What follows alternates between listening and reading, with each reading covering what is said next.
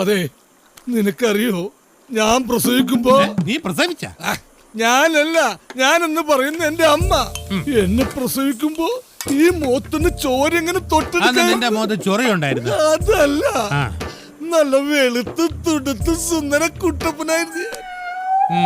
എന്നെ കുളിപ്പിക്കാൻ കൊണ്ടുപോയ നേഴ്സ് കോഴ വാങ്ങി എന്നെ ഏതോ കാശുകാരന് കൊടുത്ത് പകരം അയാളുടെ കരിഞ്ഞുണങ്ങിയ കൊച്ചിനെ എന്റെ അമ്മയുടെ അടുത്ത് കിടത്തി.